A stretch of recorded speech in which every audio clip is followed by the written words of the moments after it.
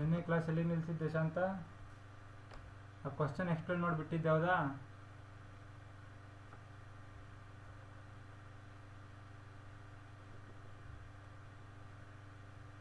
ಈಗ ಕಂಟಿನ್ಯೂ ಮಾಡ್ತಾ ಇದ್ದೀನಿ.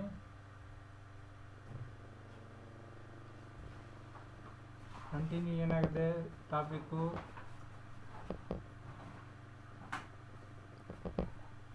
ಸ್ಥಾನ ಪಲ್ಲಟ ಕ್ರಿಯೆ ಅಂತ ಬರ್ತದೆ. ಸ್ಥಾನ ಪಲ್ಲಟ ಕ್ರಿಯೆ ಅಂತಂದ್ರೆ ಏನು? ಇಂಗ್ಲೀಷಲ್ಲಿ ಡಿಸ್ಪ್ಲೇಸ್ಮೆಂಟ್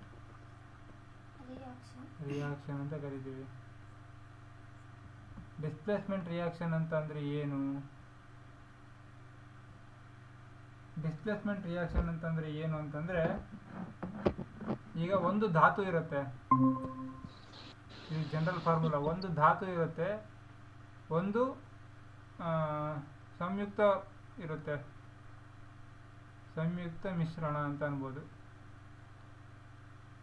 ಓಕೆನಾ? ಇದು ರಿಯಾಕ್ಟ್ ಆಗಿ ಏನಾಗುತ್ತೆ ಅಂತಂದರೆ, ಸಂಯುಕ್ತ ಮಿಶ್ರಣದಲ್ಲಿ ಏನು ಒಂದು ಧಾತು ಇರುತ್ತೆ ಆ ಧಾತು ಬರುತ್ತೆ ಇಲ್ಲಿ, ಪ್ಲಸ್ ಈ ಧಾತುವೊಂದಿಗೆ ಈ ಮಿಶ್ರಣ ಆಗುತ್ತೆ. ಇದನ್ನು ಧಾತು ಒಂದು ಧಾತು ಅಂತ ಕರಿಬೋದು, ಇಲ್ಲಿ ಧಾತು ಮಿಶ್ರಣ ಅಂತ ಅನ್ಬೋದು. ಟೂ ಧಾತು ಮಿಶ್ರಣ. ಈ ಟೂ ಅಂತಕ್ಕಂಥದ್ದು ಟೂ ಧಾತು ಸಪ್ರೇಟಾಗಿ ಬರುತ್ತೆ. ಇಲ್ಲಿ ಒಂದೇದಿರುತ್ತಲ್ಲ ಆ ಒಂದು ಧಾತು ಮಿಶ್ರಣ ಅಂತ ಕರಿಬೋದು. ಓಕೆನಾ? ಈಗ ಏನಾಗುತ್ತೆ, ಒಂದು ಧಾತು ಅಥವಾ ಒಂದು ಮೂಲ ವಸ್ತು ಒಂದು ಮಿಶ್ರಣದೊಂದಿಗೆ ಬೆರೆತಾಗ ಅಥವಾ ಕ್ರಿಯೆಗೆ ಒಳಪಟ್ಟಾಗ ಏನಾಗುತ್ತೆ, ಒಂದು ಧಾತು ಮಿಶ್ರಣ, ಧಾತು ಇದ್ದಿದ್ದು ಧಾತು ಮಿಶ್ರಣ ಆಗುತ್ತೆ. ಒಂದು ಮಿಶ್ರಣ ಆಗಿರ್ತಕ್ಕಂಥ ಒಳಗಿರ್ತಕ್ಕಂಥ ಧಾತು ಸಪ್ರೇಟ್ ಬಂದು ಅದು ಸಪ್ರೇಟ್ ಧಾತು ಆಗುತ್ತೆ. ಇಷ್ಟೇ ಇದು ಸ್ಥಾನ ಪಲ್ಲಟ ರಿಯಾಕ್ಷನ್ ಅಥವಾ ಡಿಸ್ಪ್ಲೇಸ್ಮೆಂಟ್ ರಿಯಾಕ್ಷನ್ ಅಂತ ಕರಿತೀವಿ. ಇದಕ್ಕೆ ಎಕ್ಸಾಂಪಲ್ ಏನು? ಇಲ್ಲೊಂದು ಟೆಕ್ಸ್ಟ್ ಬುಕ್ಕಲ್ಲಿ ಇದೆ ನೋಡ್ರಿ, ಈ ಒಂದು ರಿಯಾಕ್ಷನ್ನು ತೋರಿಸ್ತೀನಿ ತಡ್ರಿ. ಹಾಂ, ಇಲ್ಲಿದೆಯಲ್ಲ ಈ ಥರ, ಇಲ್ಲಿ ನೋಡ್ರಿ, ಇಲ್ಲಿ ಒಂದು ಎರಡು ಮೊಳೆ ಇಟ್ಟಿದ್ದಾರೆ. ಇದು ಕಬ್ಬಿಣದ ಮೊಳೆ. ಈ ಕಬ್ಬಿಣದ ಮೊಳೆಗೆ ತಾಮ್ರದ ಸಲ್ಫೇಟ್ ಒಂದಿಗೆ ದ್ರಾವಣದಲ್ಲಿ ಹಾಕಿದಾಗ ಏನಾಗುತ್ತೆ, ತಾಮ್ರದ ಸಲ್ಫೇಟಿಂದ ತಾಮ್ರ ಹೊರಗೆ ಬಂದು ತಾಮ್ರ ಇಲ್ಲಿ ಹತ್ಕೊಳ್ಳುತ್ತೆ, ಇದ್ರ ಮೇಲೆಲ್ಲ ಹಿಂಗೆ ಕೂರ್ತಾ ಹೋಗುತ್ತೆ. ಹಂಗಾಗಿ ಈ ಬೆಳ್ಳಿಗಿರೋಕ್ಕಂಥ ಈ ಮೊಳೆ ಏನಾಗುತ್ತೆ, ತಾಮ್ರದ ಬಣ್ಣ ಹೊಂದುತ್ತೆ. ಅರ್ಥ ಆಯ್ತಾ? ಏನಾಗುತ್ತೆ ಇಲ್ಲಿ ರಿಯಾಕ್ಷನ್ನು ಅಂತಂದರೆ, Fe ಅಂದರೆ ಕಬ್ಬಿಣ ಪ್ಲಸ್ ತಾಮ್ರದ ಸಲ್ಫೇಟ್ ಅಥವಾ ಕಾಪರ್ ಸಲ್ಫೇಟ್ ಅಂತ ಕರಿತೀವಿ. ಇವೆರಡು ವರ್ತಿಸಿದಾಗ ಏನಾಗುತ್ತೆ, ಈ ಕಬ್ಬಿಣ ಮತ್ತು ಈ ಸಲ್ಫೇಟ್ ರಿಯಾಕ್ಟ್ ಆಗಿ ಏನಾಗುತ್ತೆ, ಕಬ್ಬಿಣದ ಸಲ್ಫೇಟ್ ಆಗುತ್ತೆ. ಓಕೆನಾ? ಆಮೇಲೆ ಪ್ಲಸ್ ಈ ತಾಮ್ರ ಏನಿರುತ್ತೆ ಸಪ್ರೇಟ್ ಆಗಿ ಒಂದು ಧಾತು, ಮೂಲ ಧಾತು ಆಗುತ್ತೆ. ಈ ಮೂಲ ಧಾತು ಎಲ್ಲೆಲ್ಲಿ ಇರುತ್ತೆ, ಈ ಮೊಳೆಗೆ ಹತ್ಕೊಂಡು ಹಿಂಗೆ ಅದರ ಮೇಲೊಟ್ಟು ಒಂದು ಪದರವನ್ನು ರಚಿಸುತ್ತೆ. ಈ ಒಂದು ಸಮೀಕರಣನ ಡಿಸ್ಪ್ಲೇಸ್ಮೆಂಟ್ ರಿಯಾಕ್ಷನ್ ಅಂತ ಕರಿಬೋದು. ಓಕೆನಾ? ಇದಾದ ಮೇಲೆ ಇನ್ನೊಂದಷ್ಟು ಎಕ್ಸಾಂಪಲ್ಗಳನ್ನು ನೋಡೋಣ. ಯಾವ್ದಾವ್ದು ನೋಡ್ಬೋದು? ಜಿಂಕ್ ಅಂತ ಕರಿತೀವಿ. ಜಿಂಕ್ ಅಂದ್ರೆ ಏನು? ಸತು ಅಂತ. ಸತು ಅದೇ ಕಾಪರ್ ಸಲ್ಫೇಟ್ ಅಥವಾ ತಾಮ್ರದ ಸಲ್ಫೇಟ್ ಒಂದಿಗೆ ವರ್ತಿಸಿದಾಗ ಏನಾಗುತ್ತೆ, ಇಲ್ಲಿ ಏನು ಸತು ಮತ್ತು ಸಲ್ಫೇಟ್ ಬಂಧ ಹೊಂದಿ ಇದಂತ ತಾಮ್ರ ಸಪ್ರೇಟ್ ಆಗುತ್ತೆ. ZnSO4 plus copper. ಈಗ ಇನ್ನೊಂದು ನಿಮಗೆ ಹೇಳ್ತೀನಿ, ಇದನ್ನು ನೀವು ಸಾಲ್ವ್ ಮಾಡಿರಿ. ಸೀಸಾನ ಅದೇ ತಾಮ್ರದ ಕ್ಲೋರೈಡ್ ಒಂದಿಗೆ ವರ್ತಿಸಿದಾಗ ಏನಾಗುತ್ತೆ,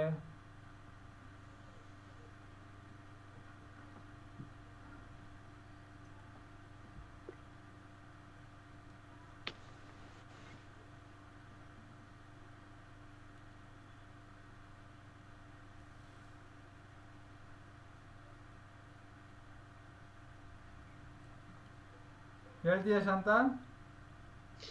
ಸೀಸದ ಕ್ರೋಲ್. ಒಂದು ನಿಮಿಷ, ಸರಿ ಕೇಳಿಸ್ತಾ ಇಲ್ಲ.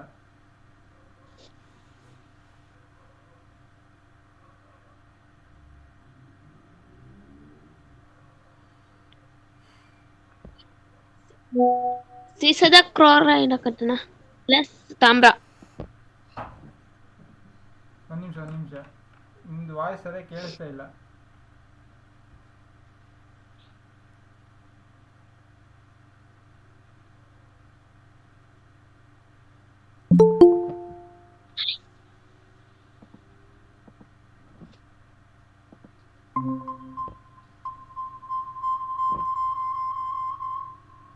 ಈಗ ಹೇಳ್ತೀಯ ಆನ್ಸರು? ಸೀಸದ ಕ್ಲೋರೈಡ್ ಸೀಸದ ಕ್ಲೋರೈಡ್ ಪ್ಲಸ್ ತಾಮ್ರ. ಹಾಂ, ವೆರಿ ಗುಡ್, ಕರೆಕ್ಟ್ ಇದೆ. ಇಷ್ಟೇ ರಿಯಾಕ್ಷನ್ ಇದು, ಓಕೆನಾ? ಇವು ಸ್ಥಾನ ಪಲ್ಲಟ ರಿಯಾಕ್ಷನ್ ಅಂತ ಕರಿತೀವಿ. ಸ್ಥಾನ ಪಲ್ಲಟ ಕ್ರಿಯೆ ಏನಿರುತ್ತೆ, ಒಂದು ಮೂಲ ವಸ್ತು ಒಂದು ಮೂಲ ಧಾತು ಇರುತ್ತೆ, ಒಂದು ಧಾತುವಿನ ಮಿಶ್ರಣ ಇರುತ್ತೆ. ಈ ಧಾತುವಿನ ಮಿಶ್ರಣ ವಿಭಜನೆ ಹೊಂದಿ ಈ ಒಂದು ಧಾತುವಿನ ಮಿಶ್ರಣಕಾರಕ ಏನಿರುತ್ತೆ ಕ್ಲೋರಿನ್ನು, ಅದು ಸೀಸ ಅಥವಾ ಮೂಲ ಧಾತುವಿನೊಂದಿಗೆ ವರ್ತಿಸಿ ಯಾವುದು ಮಿಶ್ರಣ ಹೊಂದಿರುತ್ತೋ ಅದರಿಂದ ಸಪರೇಟ್ ಹೋಗೋದನ್ನು ನಾವು ಸ್ಥಾನ ಪಲ್ಲಟ ಕ್ರಿಯೆ ಅಂತ ಕರಿತೇವೆ, ಓಕೆನಾ? ಈಗ ದ್ವಿಸ್ಥಾನ ಪಲ್ಲಟ ಕ್ರಿಯೆ ಅಂತ ಇದೆ. ಈಗ ಯಾವುದು ದ್ವಿಸ್ಥಾನ ಪಲ್ಲಟ ಕ್ರಿಯೆ, ಇದನ್ನು ನೋಡ್ರಿ.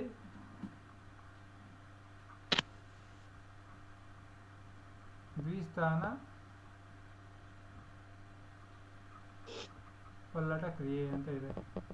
ದ್ವಿಸ್ಥಾನ ಪಲ್ಲಟ ಕ್ರಿಯೆ ಅಂತಂದ್ರೆ ಏನು ಅಂತಂದ್ರೆ, ಎರಡು ಮಿಶ್ರಣಗಳಿರುತ್ತೆ. ಇಲ್ಲಿ ಮಿಶ್ರಣ 1 ಅಂತ ಇರುತ್ತೆ, ತಗೋಬಹುದು.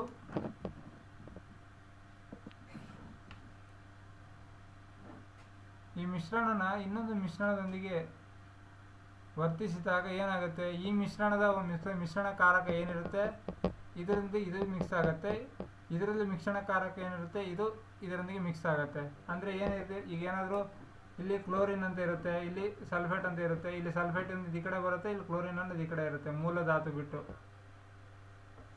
ಓಕೆನಾ? ಇದನ್ನು ನಾವು ದ್ವಿಸ್ಥಾನ ಪಲ್ಲಟ ಕ್ರಿಯೆ ಅಂತ ಕರಿತೀವಿ. ಈ ನಿಮ್ಮದ್ರಲ್ಲಿ ಟೆಕ್ಸ್ಟ್ ಬುಕ್ಕಲ್ಲಿ ಒಂದು ಇದೆ, ಯಾವುದಿದೆ ಎಕ್ಸಾಂಪಲ್ಲು ಅಂತಂದರೆ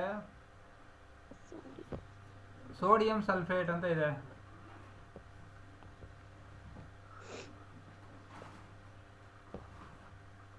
sodium sulphate plus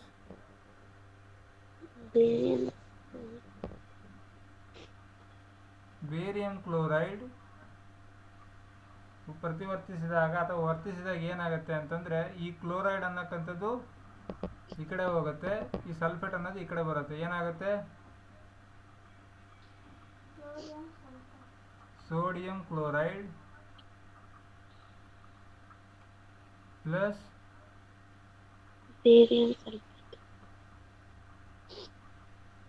barium sulphate ಆಗಿ ಮಾರ್ಪಾಡಾಗುತ್ತೆ. ಇದನ್ನು ನಾವು ಸಮೀಕರಣ ರೂಪ ಅಥವಾ ಏನು ಇದು ಮೂಲ ರೂಪ ಅಥವಾ ಈ ಆವರ್ತ ಕೋಷ್ಟಕದಲ್ಲಿ ಏನು ಮೆನ್ಷನ್ ಮಾಡಿರ್ತಾರೆ ಅಥವಾ ಉಲ್ಲೇಖಿಸಿದ್ರೆ ಅದನ್ನು ನಾವು ತಗೊಳ್ಳೋದಾದರೆ ಹೆಂಗೆ ತಗೋಬೋದು, Na2SO4 plus BaCl2 gives rise to, ಅಥವಾ ವರ್ತಿಸಿದಾಗ ಏನು ಬರುತ್ತೆ, ಈ SO4 ಈ ಕಡೆ ಹೋಗುತ್ತೆ, ಈ ಕ್ಲೋರಿನ್ನು ಈ ಕಡೆ ಬರುತ್ತೆ. ಸೊ ಏನಾಗುತ್ತೆ, BaSO4 ಪ್ಲಸ್ NaCl ಆಗುತ್ತೆ. ಬ್ಯಾಲೆನ್ಸ್ ಮಾಡ್ಬೋದಾ ಇದನ್ನ?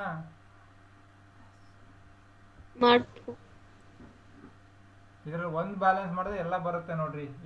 ಯಾವ್ದನ್ನ ಬ್ಯಾಲೆನ್ಸ್ ಮಾಡಬೇಕು? NaCl. ಹಾಂ, NaCl NaCl ಏನು ಬರೀಬೇಕು? 2 ಇಲ್ಲಿ 2 ಬರೆದ್ರೆ ಬ್ಯಾಲೆನ್ಸ್ ಆಯ್ತಲ್ವಾ? ಹಾಂ, ಇಷ್ಟೇ. ಇಷ್ಟು ಮಾಡಿದ್ರೆ ಮುಗೀತು ನೋಡ್ರಿ, ಎಲ್ಲ ಬ್ಯಾಲೆನ್ಸ್ ಆಗಿದೆ. ಬ್ಯಾಲೆನ್ಸ್ ಬಗ್ಗೆ ಏನಾದರೂ ಡೌಟ್ ಇದೆಯಾ?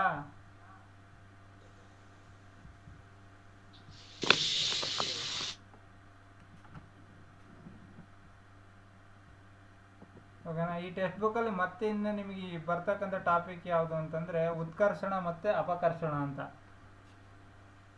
ಅಷ್ಟು ಮಾಡಿದರೆ ಆಲ್ಮೋಸ್ಟ್ ನಿಮ್ಮದು ಟಾಪಿಕ್ ಮುಗೀತು ಅಂತ ಅರ್ಥ.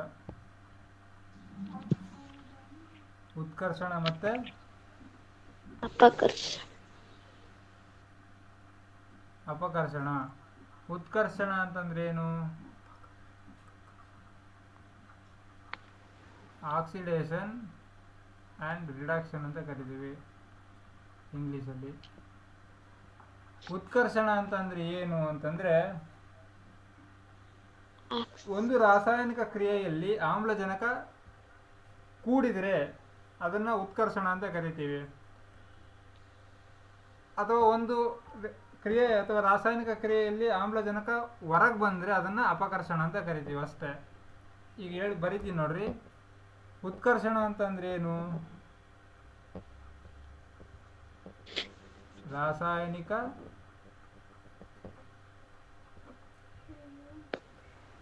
ಕ್ರಿಯೆಯೊಂದರಲ್ಲಿ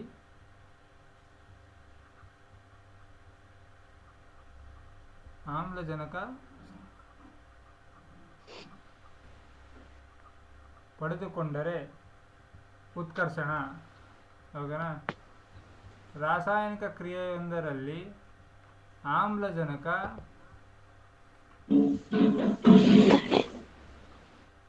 ಕಳೆದುಕೊಂಡರೆ ಅದು ಅಪಕರ್ಷಣ ಅಂತ ಆಗುತ್ತೆ. ಈಗ ಉತ್ಕರ್ಷಣಗೆ ಒಂದು ಎಕ್ಸಾಂಪಲ್ ನೋಡೋಣ. ಯಾವುದು ಉತ್ಕರ್ಷಣಗೆ ಎಕ್ಸಾಂಪಲ್ಲು ಅಂತಂದರೆ, ಈ ಕಾಪರ್ ಆಕ್ಸಿಜನ್ ಜೊತೆಗೆ ಅಂದರೆ ತಾಮ್ರ ಆಮ್ಲಜನಕದೊಂದಿಗೆ ವರ್ತಿಸಿದಾಗ ತಾಮ್ರದ ಆಕ್ಸೈಡ್ ಆಗಿ ಪರಿವರ್ತನೆ ಹೊಂದುತ್ತೆ. ಇದನ್ನು ನಾವು ಸಮೀಕರಣ ರೂಪದಲ್ಲಿ ಬರೆದಾಗ ನೋಡೋಣ. ಕಾಪರ್ ಅಥವಾ ತಾಮ್ರ ಆಕ್ಸಿಜನ್ ಅಥವಾ ಆಮ್ಲಜನಕದೊಂದಿಗೆ ವರ್ತಿಸಿದಾಗ ಏನಾಗುತ್ತೆ? ಕಾರ್ಬನ್ ಆಕ್ಸೈಡ್ ಆಗಿ ಪರಿವರ್ತನೆ ಆಗುತ್ತೆ. ಇಲ್ಲಿ ನೋಡ್ರಿ, ಇಲ್ಲಿ ಎರಡು ಸಪರೇಟ್ ಇದ್ದಂಥ ಎರಡು ವಸ್ತುಗಳು ಇಲ್ಲಿ ಪಡೆದುಕೊಂಡೈತೆ ಆಕ್ಸಿಜನನ್ನು. ಇಲ್ಲಿ ಎಲ್ಲೋ ಇರ್ತಕ್ಕಂಥ ಆಕ್ಸಿಜನನ್ನು ಇದು ಪಡ್ಕೊಂಡೈತೆ. ಓಕೆನಾ? ಹಂಗಾಗಿ ಇದನ್ನು ಉತ್ಕರ್ಷಣ ಅಂತ ಕರಿತೇವೆ. ಇದನ್ನು ಬ್ಯಾಲೆನ್ಸ್ ಮಾಡಿ ಹೇಳ್ಬೋದಲ್ಲ. Cu plus O2 gives rise to CuO. ಇದನ್ನು ಬ್ಯಾಲೆನ್ಸ್ ಮಾಡಿ.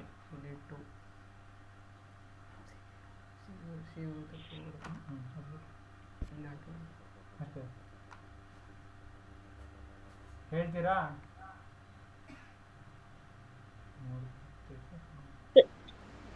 ಇಲ್ಲಿ ಉಷ್ಣ ಅಂತ ಇರುತ್ತೆ, ಯಾವ ಹೀಟ್ ಮಾಡಿದಾಗ ಮಾತ್ರ ಆಗತ್ತೆ ಈ ತರ. ಇಲ್ಲಿ ಉಷ್ಣ ಅಂತ ಬರೀಬಹುದು, ಇಲ್ಲಿ ಕೆಳಗೆ ಹಿಂಗೆ ತ್ರಿಭುಜವನ್ನು ಬರೆದ್ರೆ ಉಷ್ಣ ಅಂತಾನೆ ಅರ್ಥ.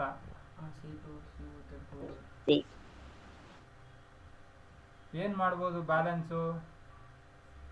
ಇಲ್ಲಿ ನೋಡ್ರಿ, ತಾಮ್ರ ಒಂದಿದೆ, ಇಲ್ಲೂ ಕೂಡ ತಾಮ್ರ ಒಂದೇ ಇದೆ. ಇಲ್ಲಿ ಆಕ್ಸಿಜನ್ ಎರಡಿದೆ, ಸೊ ಇಲ್ಲಿ ಆಕ್ಸಿಜನ್ ಎರಡಿರೋ ಕಾರಣ ಇಲ್ಲಿ 2 ಅಂತ ಬರೀತೀನಿ. ಇಲ್ಲಿ 2 ಬರೆದಾಗ ತಾಮ್ರವು 2 ಆಗತ್ತೆ. ಸೊ ತಾಮ್ರ 2 ಆದ ಕಾರಣ ತಾಮ್ರಕ್ಕೆ ಇಲ್ಲೂ 2 ಬರೀತೀನಿ. ಸೊ ಇಲ್ಲಿ ತಾಮ್ರವು 2 ಆಯಿತು, ಆಕ್ಸಿಜನ್ 2 ಆಯಿತು. ಇಲ್ಲಿ ಎಷ್ಟಾಯಿತು? ತಾಮ್ರವು 2 ಆಯಿತು, ಆಕ್ಸಿಜನ್ ಕೂಡ 2 ಆಯಿತು. ಸೊ ಬ್ಯಾಲೆನ್ಸ್ ಆಯಿತು, ಸರಿದೂಗಿಸಿದ್ದೀವಿ ಅಂತ ಅರ್ಥ ಆಯಿತು. ಓಕೆನಾ? ನೆಕ್ಸ್ಟ್ ಈಕ್ವೇಷನ್ ಯಾವ್ದು ನೋಡೋಣ. ಈಗ ಅಪಕರ್ಷಣಕ್ಕೆ ಸಂಬಂಧಪಟ್ಟಂತ ಒಂದು ಸಮೀಕರಣ ನೋಡೋಣ. ಇದೇ ರಿಯಾಕ್ಷನ್ ಬೇರೆ ತರ ಬರೀತಾರೆ ಅಷ್ಟೇ. ಏನು? ತಾಮ್ರದ ಆಕ್ಸೈಡ್ ಅನ್ನ ಹೈಡ್ರೋಜನ್ ವರ್ತಿಸಿದಾಗ ಏನಾಗತ್ತೆ? ತಾಮ್ರ ಪ್ಲಸ್ ನೀರಾಗತ್ತೆ. ಹೌದಾ? ಇಲ್ಲಿ ನೋಡ್ರಿ, ಇಲ್ಲಿ ಮೂಲ ವಸ್ತುವಿನಲ್ಲಿ ಇದ್ದಂತಹ ಆಕ್ಸಿಜನ್ನು ಸಪರೇಟ್ ಆಗತ್ತೆ, ಬೇರೆ ಹೋಗುತ್ತೆ. ಓಕೆನಾ? ಹಂಗಾಗಿ ಇದನ್ನು ನಾವು ಅಪಕರ್ಷಣ ಅಂತ ಕರಿತೀವಿ. ಇಲ್ಲಿ ಪಡ್ಕೊಂಡೈತೆ, ಇಲ್ಲಿ ಎಲ್ಲೋ ಇದ್ದಂಥ ಆಕ್ಸಿಜನ್ನು ಇಲ್ಲಿ ಬಂದು ಸೇರೈತೆ, ಇಲ್ಲಿ ಇದ್ದಂಥ ಆಕ್ಸಿಜನ್ ಕೂಡ ಸಪರೇಟ್ ಆಗಿ ಬೇರೆ ಒಂದು ವಸ್ತು ಆಗೈತೆ. ಹಂಗಾಗಿ ಇದನ್ನು ಅಪಕರ್ಷಣ ಅಂತ ಕರಿತೀವಿ. ಬ್ಯಾಲೆನ್ಸ್ ಮಾಡ್ಬೋದಾ ಇದನ್ನ?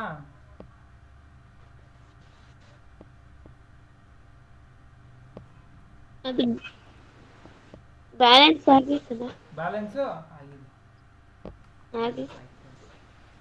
ಆಗಿದೆ, ಕರೆಕ್ಟ್ ಹೇಳಿದ್ರಿ.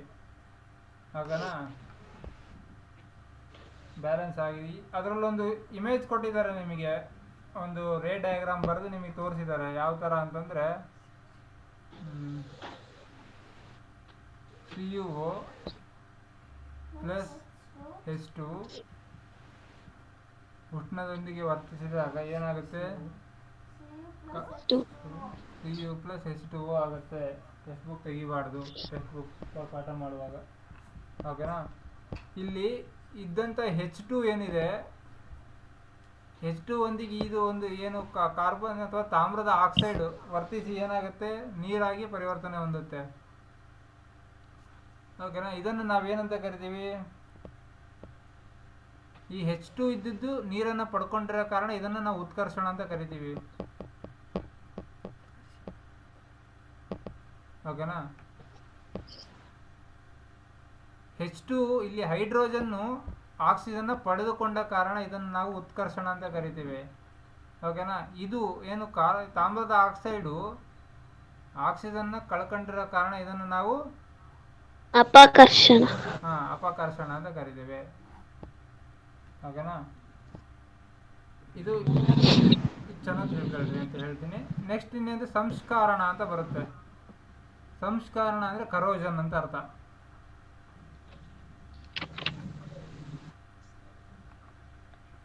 ಸಂಸ್ಕಾರಣ ಅಥವಾ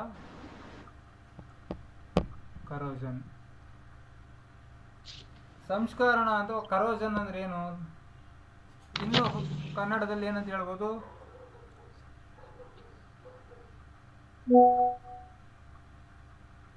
ತುಕ್ಕು ಹಿಡಿಯುವುದು ಅಂತ ಕರಿತೀವಿ. ಓಕೆನಾ. ತುಕ್ಕು ಹಿಡಿಯೋದು ಅಂತಂದ್ರೆ ಏನು, ಯಾರಿಗಾದ್ರೂ ಗೊತ್ತಿದೆಯಾ?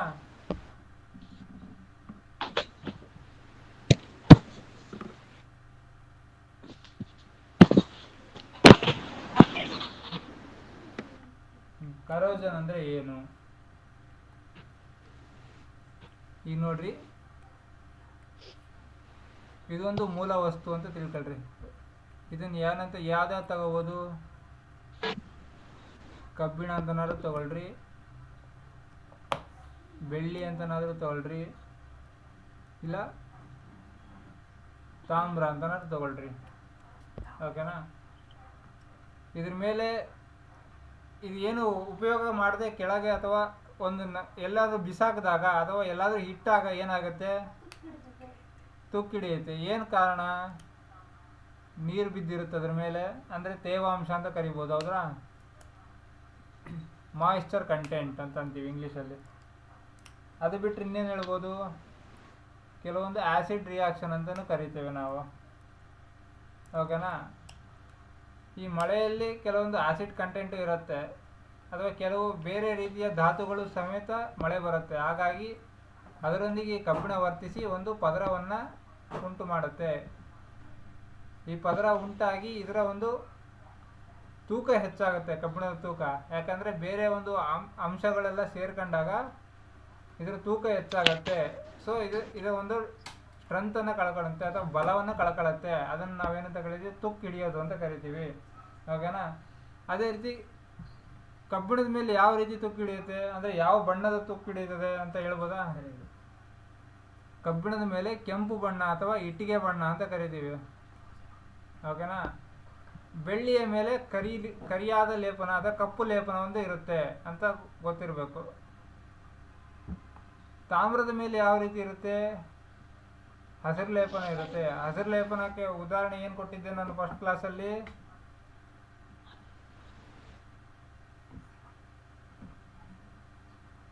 ಸ್ಟ್ಯಾಚ್ಯೂ ಆಫ್ ಲಿಬರ್ಟಿ ಅಂತ ಕೊಟ್ಟಿದ್ದೆ.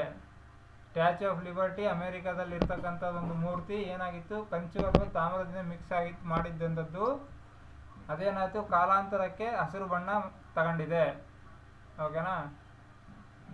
ಇದನ್ನೊಂದು ನೆನಪಿಟ್ಕೊಳ್ಳಿ. ಸಂಸ್ಕರಣದಿಂದ ಹೊರ ಬರಲಿಕ್ಕೆ ಅಂತಂದರೆ ಸಂಸ್ಕರಣವನ್ನು ತಡೆಗಟ್ಟಲಿಕ್ಕೆ ಏನು ಮಾಡ್ಬೋದು, ಸಂಸ್ಕರಣವನ್ನು ತಡಿಲಿಕ್ಕೆ ಏನು ಮಾಡ್ಬೋದು, ಈಗ ಯಾವುದೇ ಕಬ್ಬಿಣದ ಬಾಗಿಲಿರುತ್ತಪ್ಪ, ಕಬ್ಬಿಣದ ಬಾಗಿಲಿರುತ್ತೆ, ಕಿಟಕಿ ಇರುತ್ತೆ, ಅವನ್ನೆಲ್ಲ ತುಕ್ಕಿಡಿಬಾರ್ದಂದ್ರೆ ಏನು ಮಾಡ್ತಾರೆ, ಕರೆಕ್ಟ್, ಬಣ್ಣ ಬಳಿತಾರೆ. ಬಣ್ಣ ಬಳಿಯೋದ್ರಿಂದ ತುಕ್ಕಿಡಿಯೋದನ್ನು ತಡಿಬಹುದು. ಓಕೆನಾ. ಅದರ ನೆಕ್ಸ್ಟ್ ಟಾಪಿಕ್ ಏನಂತ ಐತಿ, ಕಮಟುವಿಕೆ ಅಂತ ಐತಿ, ರ್ಯಾನ್ಸಿಡಿಟಿ.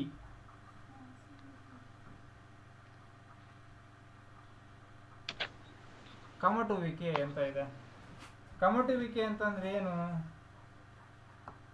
ಕೊಬ್ಬು ಅಥವಾ ಎಣ್ಣೆ ಪದಾರ್ಥಗಳು ಅದರಲ್ಲಿರ್ತಕ್ಕಂಥ ಆಕ್ಸಿಜನ್ ಅಂತದ್ದು ಹೊರಗೆ ಬರೋ ಕಾರಣ ಅಥವಾ ಆಕ್ಸಿಜನ್ ಅದ್ರ ಒಳಗೆ ಹೋಗೋ ಕಾರಣ ಮೀನ್ಸ್ ಉತ್ಕರ್ಷಣ ಆಗುತ್ತೆ ಅಂತಂದ್ರೆ ಇಲ್ಲಿ ಉತ್ಕರ್ಷಣ ಈ ಕೊಬ್ಬು ಅಥವಾ ಎಣ್ಣೆ ಪದಾರ್ಥಗಳಿಗೆ ಆಕ್ಸಿಜನ್ ಬಂದು ಸೇರತ್ತೆ, ಅದನ್ನು ನಾವು ಉತ್ಕರ್ಷಣ ಅಂತ ಕರಿತೀವಿ. ಈ ಉತ್ಕರ್ಷಣ ಆದಾಗ ಆ ಎಣ್ಣೆ ಪದಾರ್ಥ ಅಥವಾ ಕೊಬ್ಬಿನ ಪದಾರ್ಥದ ರುಚಿ ಮತ್ತು ವಾಸನೆ ಬದಲಾಗುತ್ತೆ, ಅಂದರೆ ಅದು ಹಾಳಾಗ್ತಾ ಬರುತ್ತೆ. ಓಕೆನಾ, ಅದನ್ನು ನಾವು ಕಮಟುವಿಕೆ ಅಂತ ಕರಿತೀವಿ. ಓಕೆನಾ, ಎಣ್ಣೆಯನ್ನು ಹೊಂದಿರೋ ಪದಾರ್ಥಗಳು ಕೆಡಬಾರ್ದು ಅನ್ನೋ ಕಾರಣಕ್ಕೆ ಏನು ಮಾಡ್ತಾರೆ?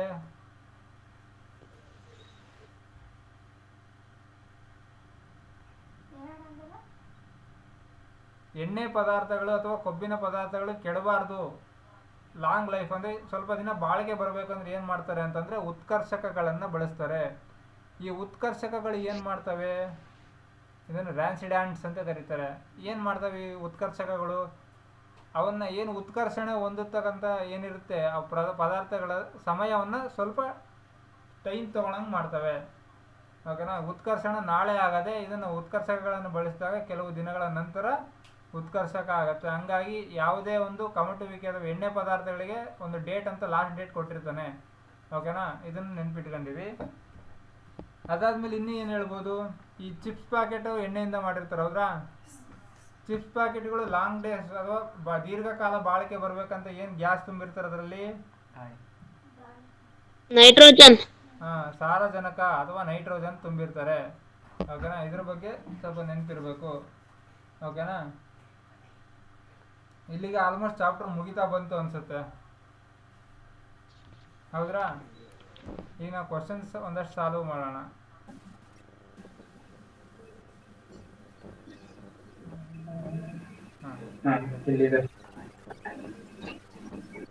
ಪ್ರಶ್ನೆಗಳು ಅಂತ ನೋಡಿ. ಕಬ್ಬಿಣದ ಮೊಳೆಯನ್ನು ಮುಳುಗಿಸಿಟ್ಟಾಗ ತಾಮ್ರದ ಸಲ್ಫೇಟ್ ದ್ರಾವಣದ ಬಣ್ಣ ಬದಲಾಗುವುದೇಕೆ? ಏಕೆ ಕಬ್ಬಿಣದ ಮೊಳೆಯನ್ನು ಮುಳುಗಿಸಿಟ್ಟಾಗ ತಾಮ್ರದ ಸಲ್ಫೇಟ್ ದ್ರಾವಣದ ಬಣ್ಣ ಬದಲಾಗುವುದು ಏಕೆ? ಯಾಕೆ ಬದಲಾಗುತ್ತೆ?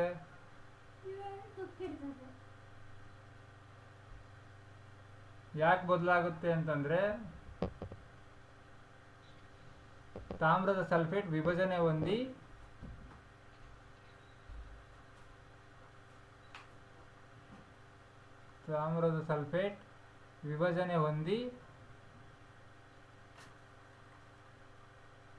ಕಬ್ಬಿಣದ ಸಲ್ಫೇಟ್ ಆಗಿ ಮಾರ್ಪಡುವ ಕಾರಣ.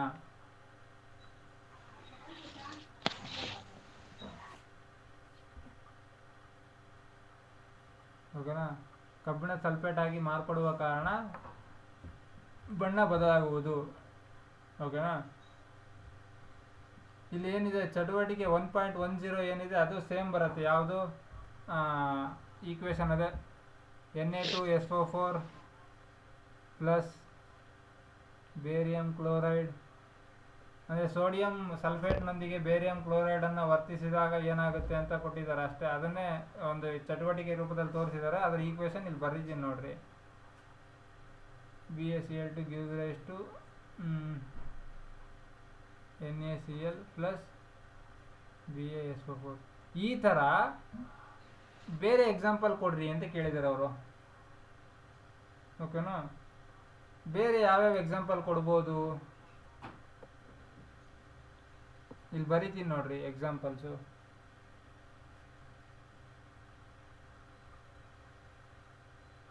ಇದು ಯಾವುದು ವಸ್ತು ಹೇಳ್ತೀರಾ? ಯಾವ ಸಂಯುಕ್ತ ಅಥವಾ ಯಾವ ಮಿಶ್ರಣ ಅಂತ ಹೇಳ್ತೀರಾ ಇದನ್ನ?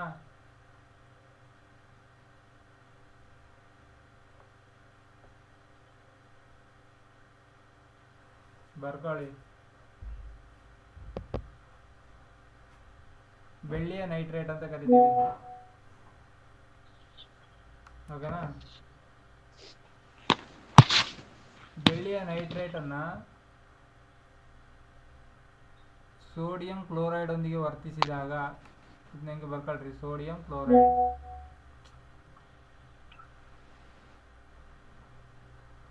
ಓಕೆನಾ, ಸೋಡಿಯಂ ಕ್ಲೋರೈಡ್ ಅಂತ ತಗೊಳ್ರಿ. ಸೋಡಿಯಂ ಕ್ಲೋರೈಡ್ ಒಂದಿಗೆ ವರ್ತಿಸಿದಾಗ ಏನಾಗುತ್ತೆ? ಇಲ್ಲಿರ್ತಕ್ಕಂಥ ಎ ಜಿ ಮತ್ತು ಇಲ್ಲಿರ್ತಕ್ಕಂಥ ಸಿ ಎಲ್ ಒಂದಿಗೆ ಒಟ್ಟಿಗೆ ಬಂಧನ ಆಗುತ್ತೆ ಅಥವಾ ಒಂದು ಹೊಸ ಮಿಶ್ರಣ ಆಗುತ್ತೆ. ಮತ್ತು ಇಲ್ಲಿ NO3 ಮತ್ತು ಇಲ್ಲಿರ್ತಕ್ಕಂಥ ಎನ್ ಎ ಜೊತೆಗೆ ಮಿಕ್ಸ್ ಆಗಿ ಅಥವಾ ಮಿಶ್ರಣ ಹೊಂದಿ ಇದೊಂದು ಒಂದು ಮೂಲ ವಸ್ತು ಅಥವಾ ಒಂದು ಮೂಲ ಮಿಶ್ರಣ ಆಗುತ್ತೆ. ಬರ್ದಿದ್ದೀನಿ, ಓಕೆನಾ. ಏನಾಗುತ್ತೆ ಈಗ AgCl ಅಂದರೆ ಇದೇನಾಯಿತು? AgCl ಅಂದರೆ ಏನು? ಬೆಳ್ಳಿ AgCl ಅಂದರೆ ಏನು? Ag ಅಂದರೆ ಬೆಳ್ಳಿ ಬೆಳ್ಳಿಯ ಅಲ್ವಾ? ಇಲ್ಲಿ Cl ಅಂತ ಇದ್ರೆ ಕ್ಲೋರೈಡ್ ಹೌದ್ರಾ? ಏನಾಗುತ್ತೆ ಇದು?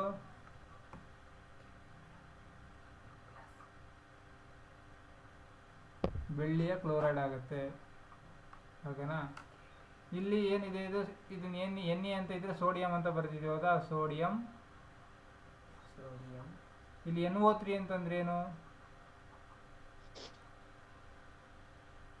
ನೈಟ್ರೇಟ್ ಅಂತ ಕರಿತೀವಿ. ಸೊ NaNO3 ಅಂದರೆ ಸೋಡಿಯಂ ನೈಟ್ರೇಟ್ ಆಗುತ್ತೆ.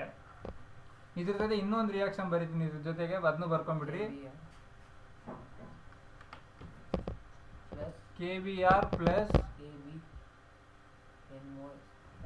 AgNO3 gives rise to KNO3 plus AgBr. ಇಲ್ಲಿ ಕೆ ಅಂದರೆ ಯಾವುದು ಗೊತ್ತಿದೆಯಾ?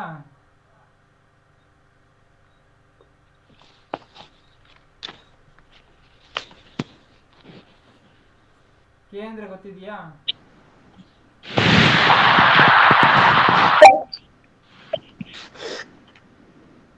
ಅಲ್ಲ, ಕೆ ಅಂದರೆ ಪೊಟ್ಯಾಷಿಯಂ ಅಂತ ಕರಿತೀವಿ.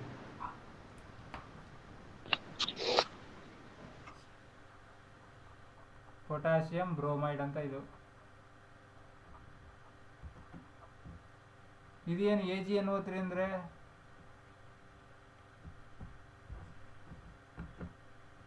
ಸಿಲ್ವರ್ ನೈಟ್ರೇಟ್ ಅಂತ ಕರಿತೀವಿ ಅಥವಾ ಬೆಳ್ಳಿಯ ನೈಟ್ರೇಟ್ ಅಂತ ಕರಿತೀವಿ, ಓಕೆನಾ.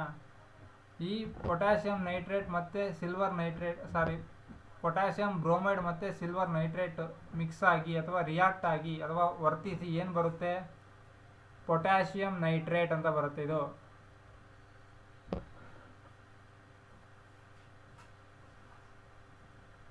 ಪೊಟ್ಯಾಷಿಯಂ ನೈಟ್ರೇಟ್ ಪ್ಲಸ್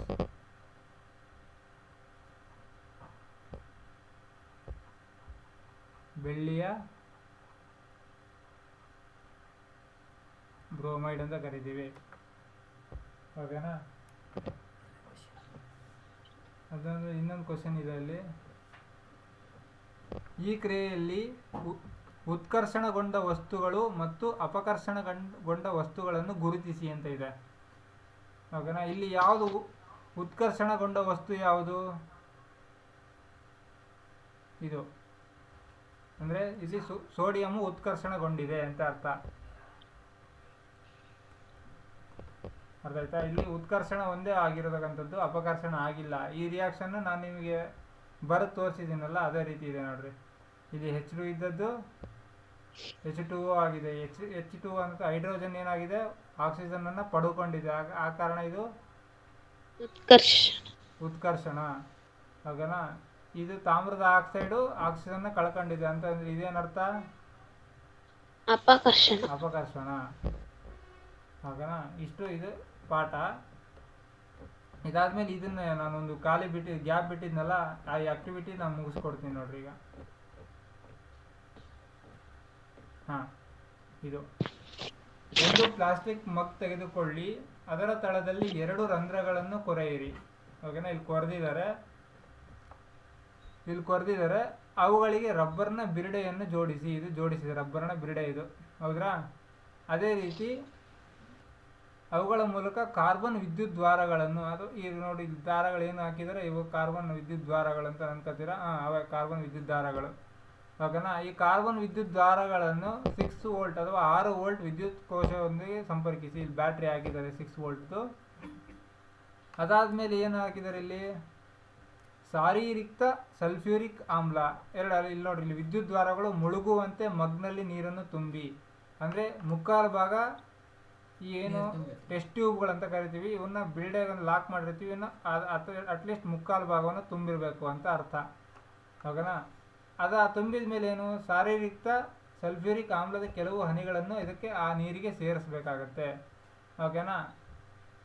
ಅದಾದಮೇಲೆ ಏನು ಮಾಡಬೇಕು, ನೀರು ತುಂಬಿದ 2 ಪ್ರಣಾಳಗಳನ್ನು ತೆಗೆದುಕೊಳ್ಳಿ. ಓಕೆನಾ. ನೋಡ್ರಿ, ಇವಾಗ ಏನು ಜೋಡಿಸಿದ್ರಿ ಇವಕ್ಕೆ ನಾವು ಈ ಪ್ರಣಾಳಗಳು ಅಂದರೆ ಈ ಟೆಸ್ಟ್ ಟ್ಯೂಬ್ ಅಂತ ಕರಿತೀವಿ. ಟೆಸ್ಟ್ ಟ್ಯೂಬ್ನ ಪ್ರಣಾಳ ಅಂತ ತಗೊಂತೀವಿ. ಪ್ರಣಾಳಗಳನ್ನು ವಿದ್ಯುತ್ ದ್ವಾರಗಳ ಮೇಲೆ ಬೋರಲಾಗಿಡಿ. ಅಂದರೆ ಫಸ್ಟಿಗೆ ಏನಿರುತ್ತೆ, ಹಿಂಗೆ ಒಂದು ಮಗ್ಗು, ಇಲ್ಲಿ ಗ್ಯಾಪು ಇರುತ್ತೆ. ಇಲ್ಲಿಂದ ನಾವು ಇಲ್ಲಿ ಏನು ರಾಡ್ಗಳನ್ನ ಸೆಟ್ ಮಾಡಿರ್ತೀವಿ, ಗ್ರಾಫೈಟ್ ರಾಡ್ಗಳು, ಇವಕ್ಕೆ ನಾವು ವಿದ್ಯುತ್ ಕೋಶ ಕನೆಕ್ಟ್ ಮಾಡಿರ್ತೀವಿ. ಓಕೆನಾ. ಇದ್ರ ಮೇಲೆ ಏನು ಮಾಡ್ತೀವಿ ನಾವು, ಟೆಸ್ಟ್ ಟ್ಯೂಬ್ಗಳನ್ನ ಹಾಕ್ತೀವಿ, ಅಂದರೆ ಪ್ರಣಾಳ ಅಂತ ಕರಿತೀವಿ. ಓಕೆನಾ. ಹಿಂಗೆ ಪ್ರಣಾಳವನ್ನು ಇದ್ರ ಮೇಲೆ ಮುಚ್ತೀವಿ. ಇದಕ್ಕೂ ಮುಚ್ಚೋಕ್ಕೂ ಮುಂಚೆ ಏನಿರುತ್ತೆ, ಇದ್ರ ತುಂಬ ಒಂದು ಅಷ್ಟು ಭಾಗ ಈ ಗ್ರಾಫೈಟ್ ರಾಡ್ ಮುಚ್ಚೋಷ್ಟು ನೀರು ಹಾಕಿರ್ತೀವಿ. ಅದಕ್ಕೆ ನಾವು ಇದು ಏನು ಹಾಕಿರ್ತೀವಿ, H2SO4 ಒಂದೆರಡು ಹನಿ ಹಾಕಿರ್ತೀವಿ. ಓಕೆನಾ. ಇಷ್ಟು ಸೆಟಪ್ ಆದಮೇಲೆ ಏನು ಮಾಡ್ತಾರೆ, ಇಲ್ಲಿ ಸ್ವಿಚ್ ಆನ್ ಮಾಡ್ತಾರೆ. ಸ್ವಿಚ್ ಆನ್ ಮಾಡಿದಾಗ 2 ವಿದ್ಯುತ್ ದ್ವಾರಗಳಲ್ಲಿ ಗುಳ್ಳೆಗಳನ್ನು ಏಳುವುದನ್ನು ವೀಕ್ಷಿಸುವಿರಿ. ಏನಾಗುತ್ತೆ, ಇಲ್ಲಿ ರಿಯಾಕ್ಟ್ ಆಗಿರುತ್ತಲ್ಲ ನೀರು, ಇಲ್ಲಿ ಸ್ವಲ್ಪ ನೀರಿನ ಅಂಶ ಇದ್ರೊಳಗೆ ಹೋಗಿರುತ್ತೆ. ಹಾಗಾಗಿ ಇಲ್ಲಿ ಗುಳ್ಳೆಗಳು ಏಳಲಿಕ್ಕೆ ಸ್ಟಾರ್ಟ್ ಆಗುತ್ತೆ. ಗುಳ್ಳೆ ಏಳಲಿಕ್ಕೆ ಸ್ಟಾರ್ಟ್ ಆದಾಗ ಏನಾಗುತ್ತೆ, ಈ ಗುಳ್ಳೆಗಳು ಪ್ರಣಾಳದಲ್ಲಿರುವ ನೀರಿನಲ್ಲೂ ಸ್ಥಾನಪಲ್ಲಟಗೊಳಿಸುತ್ತವೆ. ಓಕೆನಾ. ಸ್ಥಾನಪಲ್ಲಟ ಆಗ್ತದೆ. ಓಕೆನಾ. 2 ಪ್ರಣಾಳಗಳಲ್ಲಿ ಸಂಗ್ರಹವಾದ ಅನಿಲಗಳ ಗಾತ್ರ ಒಂದೇ ಆಗಿದೆ, ಆಗೋದಿಲ್ಲ. ಯಾಕೆ ಅಂದರೆ ಒಂದು ನೀರು ಅಂತ ಅಂದರೆ H2O ಅಂದರೆ ಏನು, ಯಾವ ಅನುಪಾತದಲ್ಲಿರುತ್ತೆ, H ಅನ್ನೋದು 2 ಇರೋ ಕಾರಣ 2:1. ಓಕೆನಾ. ಇದು H ಅನ್ನೋ 2 ಹೈಡ್ರೋಜನ್. ಈಗ ನೋಡ್ರಿ, ಆಕ್ಸಿಜನ್ ಹೆಂಗೆ ಬರಿತೀವಿ, H. ನೋಡ್ರಿ, ಇಲ್ಲ 2 ಹೈಡ್ರೋಜನ್ ಇದೆ, 1 ಆಕ್ಸಿಜನ್ ಇದೆ. ಹಂಗಾಗಿ 2 ಹೈಡ್ರೋಜನ್ಗೆ 2 ಅಂತ ಬರಿತೀವಿ, 1 ಆಕ್ಸಿಜನ್ಗೆ 1 ಅಂತ ಬರಿತೀವಿ. ಇದರ ಉತ್ತರ ಏನಾಗಿರುತ್ತೆ, 2:1 ಅಂತ ಕರಿತೀವಿ. ಓಕೆನಾ. ಇದನ್ನು ನಾವು ಕಲಿಬೋದು, ಇದನ್ನು ತಿಳಿಬೋದು. ಮತ್ತಿನ್ನೇನು ಹೇಳ್ಬೋದು, ಒಮ್ಮೆ ಪ್ರಣಾಳಗಳು ಅನಿಲಗಳಿಂದ ತುಂಬಿದ ನಂತರ ಅವುಗಳನ್ನು ಎಚ್ಚರಿಕೆಯಿಂದ ಹೊರತೆಗಿರಿ. ಓಕೆನಾ. ಉರಿಯುತ್ತಿರುವ ಮೇಣದ ಬತ್ತಿಯನ್ನು ಪ್ರಣಾಳದ ಬಾಯಿಯ ಹತ್ತಿರ ತರುವ ಮೂಲಕ ಅನಿಲಗಳನ್ನು ಒಂದರ ಮೇಲೊಂದರಂತೆ ಪರೀಕ್ಷಿಸಿ. ಏನಾಗುತ್ತೆ, ಇಲ್ಲಿ ನೋಡ್ರಿ, ಎರಡು ಇದೆ. ಇಲ್ಲಿ ಆಕ್ಸಿಜನ್ ಇದೆ, ಹೈಡ್ರೋಜನ್ ಇದೆ. ಆಕ್ಸಿಜನ್ ಹತ್ರ ತಂದಾಗ ಏನಾಗುತ್ತೆ, ಹೈಡ್ರೋಜನ್ನ ಮುಂಬತ್ತಿ ಹತ್ರ ತಂದಾಗ ಏನಾಗುತ್ತೆ ಗೊತ್ತಿದೆಯಾ? ಇಲ್ಲಿ ನೋಡ್ರಿ,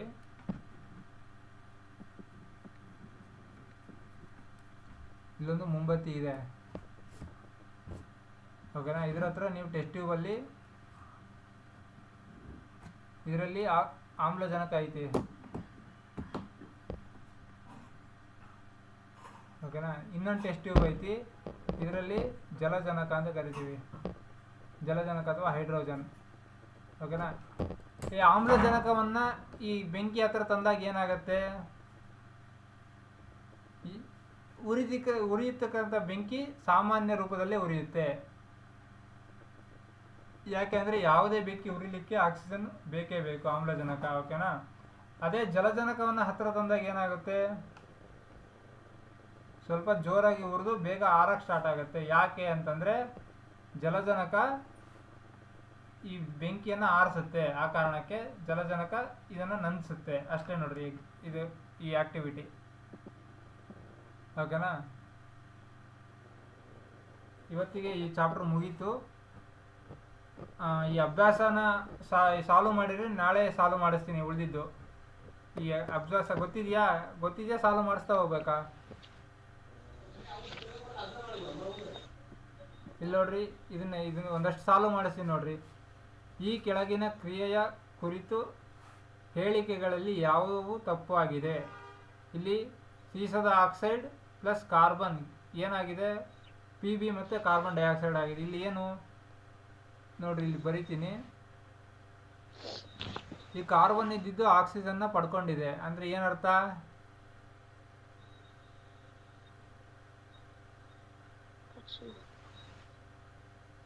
ಉತ್ಕರ್ಷಣ ಅಂತ ಅರ್ಥ. ಈ ಸೀಸದ ಆಕ್ಸೈಡು ಕಳ್ಕೊಂಡಿದೆ ಆಕ್ಸಿಜನ್, ಹಂಗಂದ್ರೆ ಏನರ್ಥ, ಅಪಕರ್ಷಣ ಕ್ರಿಯೆ ಅಂತ ಅರ್ಥ. ಸೊ ಇದು ಏನು ಹೇಳ್ಬೋದು, ಸೀಸ ಅಪಕರ್ಷಣಗೊಂಡಿದೆ, ಇದು ಒಂದು ಕರೆಕ್ಟ್ ಹೌದ್ರಾ? ಅದೇ ರೀತಿ ಕಾರ್ಬನ್ ಉತ್ಕರ್ಷಣಗೊಂಡಿದೆ, ಇದು ಕರೆಕ್ಟ್ ಹೌದಾ? ಇಲ್ಲಿ ಆಪ್ಷನ್ ಏನಂತ ಐತಿ, ಎರಡನೇ ಆಪ್ಷನ್ ಐತಿ ನೋಡ್ರಿ, ಎ ಮತ್ತು ಸಿ ಅಂತ, ಇದನ್ನ ಹಾಕ್ಬೋದು. ಹೌದಾ? ಅರ್ಥ ಆಯ್ತಾ?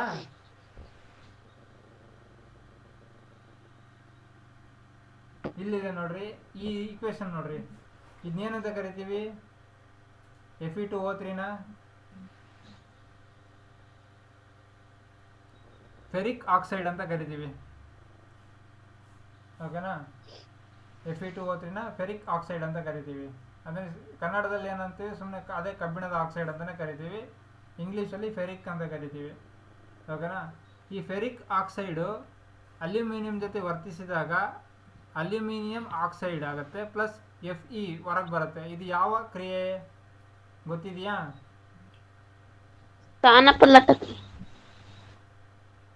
ಸ್ಥಾನಪಲ್ಲಟ ಕ್ರಿಯೆ ನೋಡ್ರಿ. ಯಾಕೆ ಅಂದರೆ ಇಲ್ಲಿ ಮೂಲ ವಸ್ತು ಒಂದು ಧಾತು ಐತಿ, ಇಲ್ಲಿ ಧಾತುವಿನ ಮಿಶ್ರಣ ಐತೆ. ಈ ಧಾತು ಇದರೊಂದಿಗೆ ಮಿಕ್ಸ್ ಆಗಿ ಇದರಲ್ಲಿರತಕ್ಕಂಥ ಧಾತು ಸಪ್ರೇಟ್ ಬಂದಿದೆ. ಹೌದ್ರಾ? ಹೌದ್ರಾ?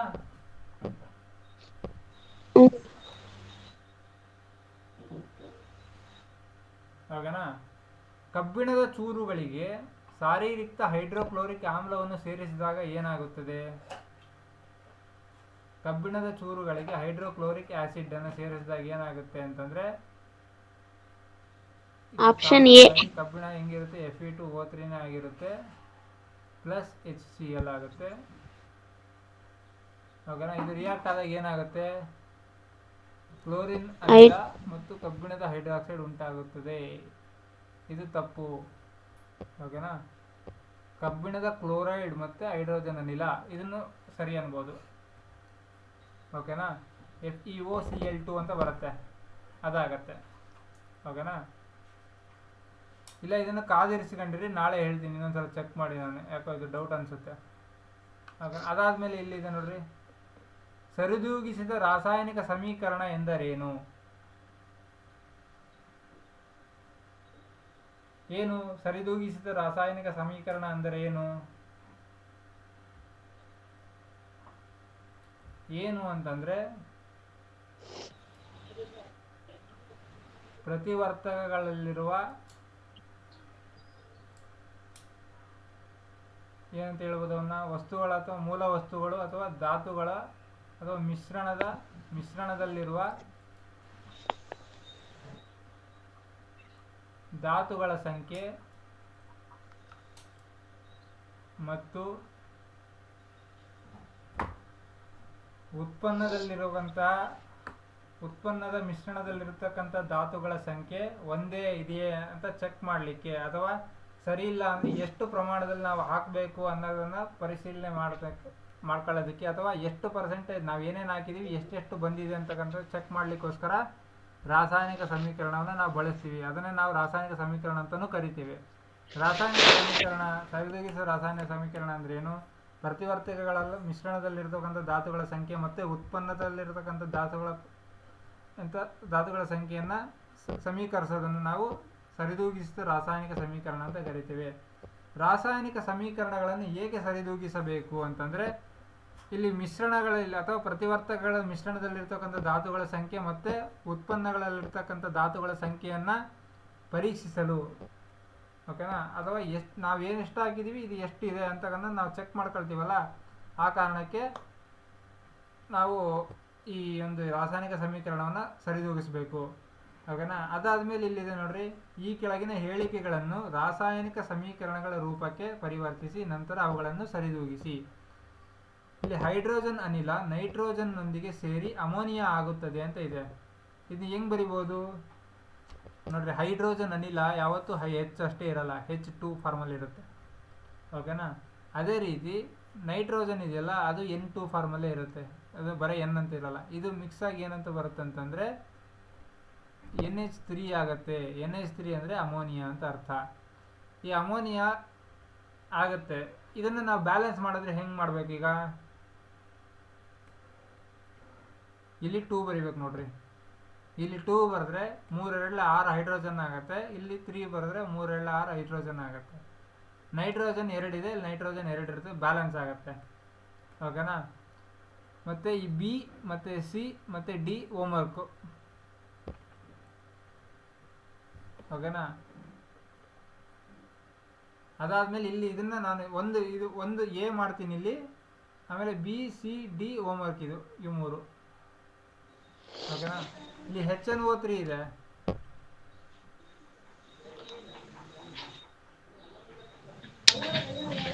ಓಕೆನಾ. HNO3 ಇದೆ. HNO3 ಅಂದ್ರೆ ಏನು?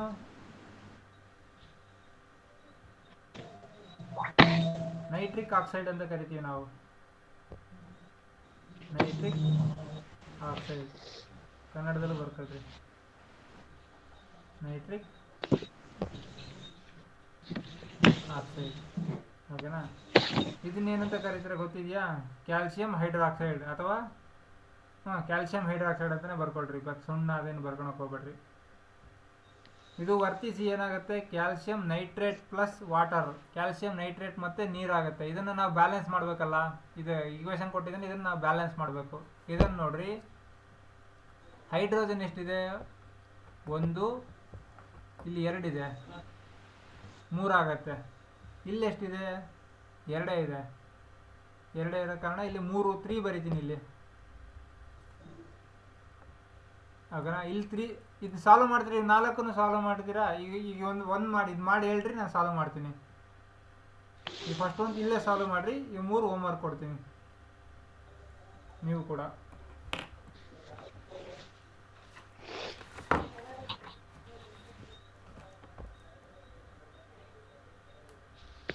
ಇನ್ನು ಕಿರಣ ಹೇಳ್ತಾನೆ ಈಗ ಆನ್ಸರು.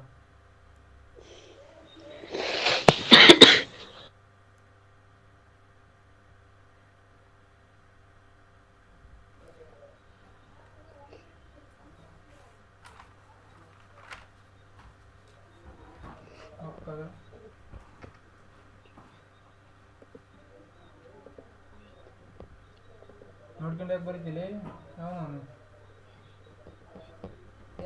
ಭಾಳ ಮಾಡಿ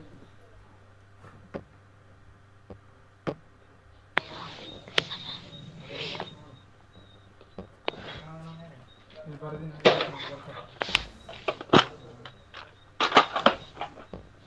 ನೋಡ್ಬಾರ್ತಾನ ಮಾಡಿ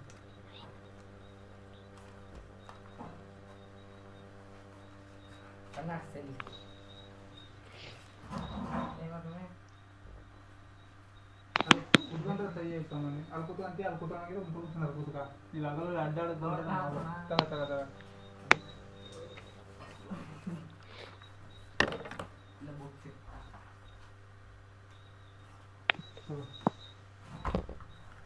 ಫಟಾಫಟ್ ಸಾಲ್ವ್ ಮಾಡಬೇಕು.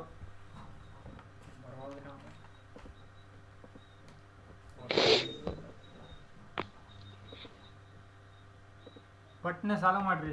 ಟ್ರೈ ಮಾಡ್ತಾ ಇದ್ದೀನಿ ನಾನು ನಿಮ್ಮ ಜೊತೆಗೆ.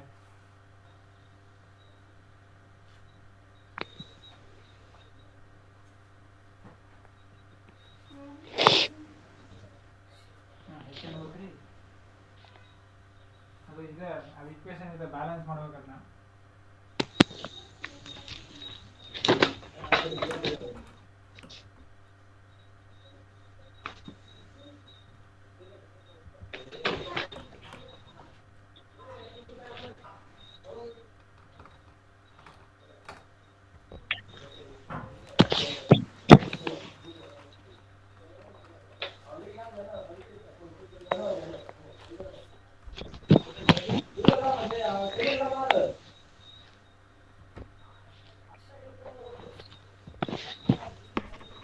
ಸಾಲ್ವ್ ಮಾಡಿ ಬರೀ.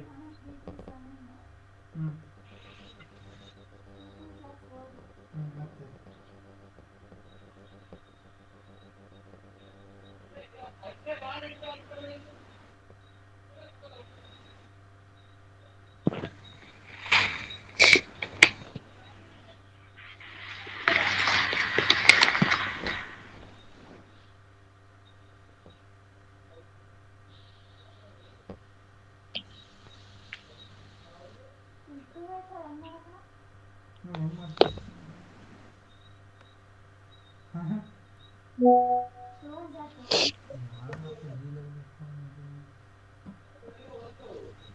ಮಾಡಿರ್ತೇವೆ.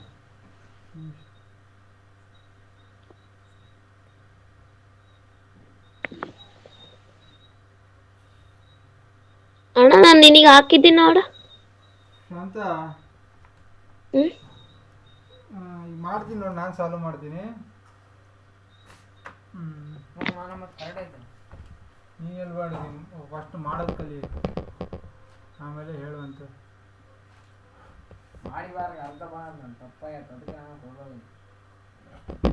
ಮುಟ್ಟು ಫಸ್ಟ್ ಅಕ್ಷರ ನಾವು ಮುಟ್ರಿ ಫಸ್ಟ್, ಆಮೇಲೆ ಏನಾದ್ರು ಮಾಡಿ. ಇಲ್ಲಿ ಹೆಚ್ಚು ಎಷ್ಟಿದೆ? 2 1 3 ಇದೆ. ಸೊ ಇದು 2 ಬರೆದ್ರೆ 4 ಆಗುತ್ತೆ, ಹೌದ್ರಾ?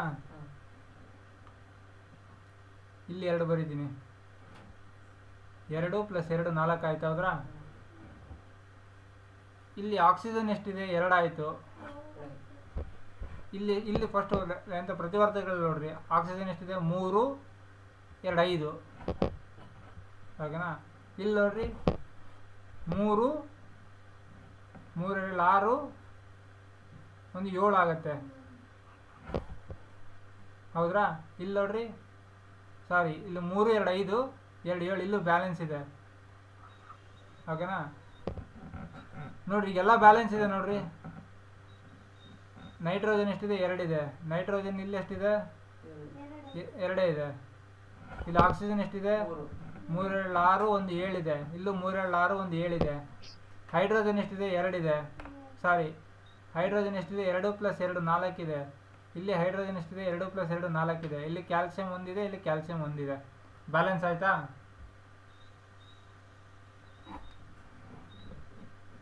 ಓಕೆನಾ? ಈ ಸಡನ್ನಾಗಿ ಬರಲ್ಲ, ಪ್ರಾಕ್ಟೀಸ್ ಮಾಡಬೇಕು, ಓಕೆನಾ? ಇಲ್ಲಿ ನೋಡ್ರಿ, ಈ ಕೆಳಗಿನ ಕ್ರಿಯೆಗಳಿಗೆ ಸರಿದೂಗಿಸಿದ ರಾಸಾಯನಿಕ ಸಮೀಕರಣ ಬರೆಯಿರಿ.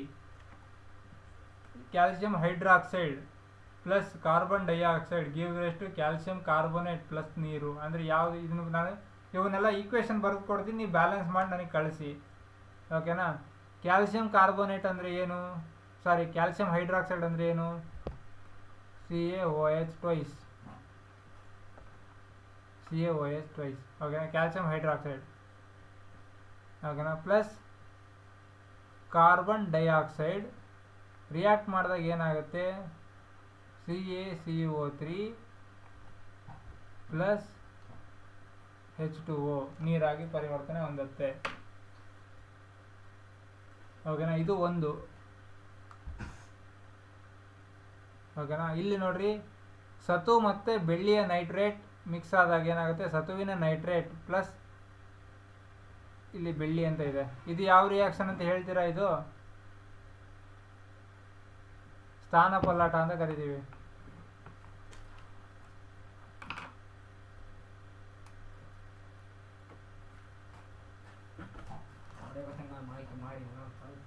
ಇಲ್ಲಿ ಬರೀತೀನಿ ನೋಡ್ರಿ, ಸತು ಅಂದರೆ ಜಿಂಕ್ ಅಂತ ಕರಿತೀವಿ, ಹೌದಾ?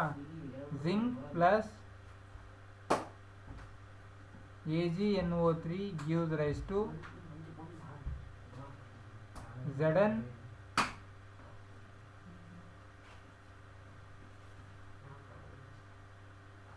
NO3 twice plus, sorry, Zn SO4 twice, correct ಇದೆ, ಪ್ಲಸ್ Ag, ಓಕೆನಾ?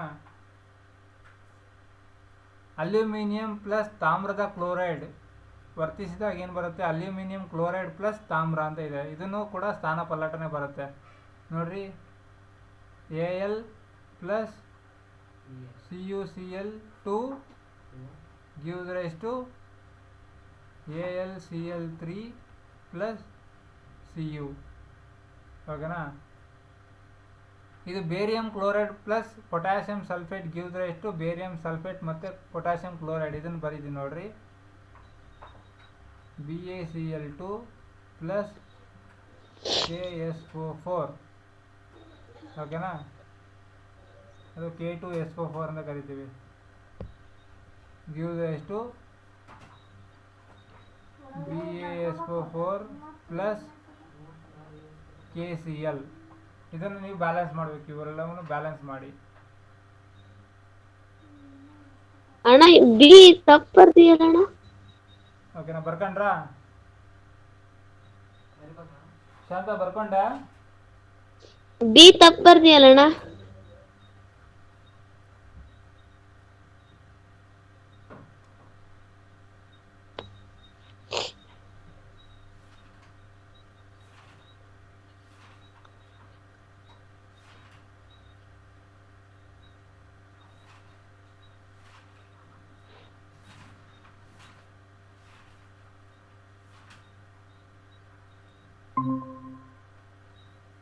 ಶಾಂತ ಬರ್ಕೊಂಡ? ಬರ್ಕೊಂಡಿದ್ದೀನಿ ಅಣ್ಣ. ಬಿ ತಪ್ಪು ಬರ್ದಿಯ ನೋಡು. ಬಿ ಏನ್ ತಪ್ಪು ಬರ್ದಿದ್ದೀನಿ ಹೇಳು? ಇಲ್ಲಿ NO3 ಬರಬೇಕು. ZN NO3 SO4 ಬರ್ತೀಯಲ್ಲ. ಬೆಳ್ಳಿಯ ನೈಟ್ರೇಟ್. ಕರೆಕ್ಟ್. ಸಾರಿ ಮಿಸ್ ಆಗೈತೆ. ZN NO3 ನಾಳೆ ಹೇಳ್ತೀನಿ ಬಿಡು, ಇದು ಹಂಗೆ ಇಟ್ಟಿರ್ಲಿ, ಇದು ಬೇಡ ಇದು. ಓಕೆನಾ, ಸ್ವಲ್ಪ ನಾನು ಬ್ಯಾಲೆನ್ಸ್ ಮಾಡಿಲ್ಲ ಸರಿಯಾಗಿ, ಅದು ನಾನೇ ನಿಮಗೆ ಹೇಳ್ತೀನಿ ಅದನ್ನ. ಓಕೆನಾ, ಉಳಿದಿರೋದು ಬರ್ಕೊಂಡ? ಹಾಂ. ಈ ಕೆಳಗಿನವಳಿಗೆ ಸರಿದೂಗಿಸಿದ ರಾಸಾಯನಿಕ ಸಮೀಕರಣ ಬರೆಯಿರಿ ಮತ್ತು ಪ್ರತಿಯೊಂದು ಕ್ರಿಯೆಯ ವಿಧವನ್ನು ಗುರುತಿಸಿ ಅಂತ ಇದೆ. ಇದನ್ನು ಸಾಲ್ವ್ ಮಾಡ್ತಾ ಹೋಗೋಣ. ನೋಡ್ರಿ, ಪೊಟ್ಯಾಷಿಯಂ ಬ್ರೋಮೈಡ್ ಅಂತ ಇದೆ. ಪೊಟ್ಯಾಷಿಯಂ ಬ್ರೋಮೈಡ್ ಅಂದ್ರೆ ಏನು ಬರಿಬೋದು?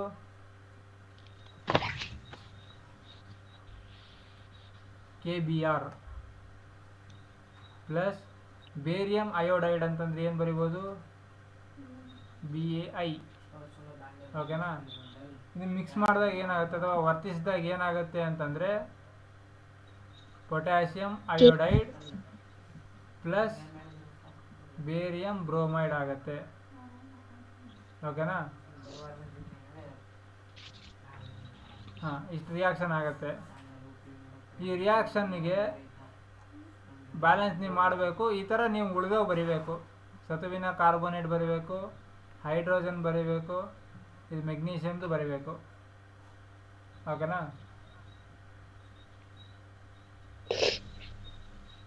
ಇನ್ನು ಉಳಿದವೆಲ್ಲ ನಿಮಗೆ ಒಂದಷ್ಟು ಗೊತ್ತಿಲ್ಲ, ನಾನು ನಾಳೆ ಸಾಲ್ವ್ ಮಾಡಿಸ್ತೀನಿ. ಓಕೆನಾ.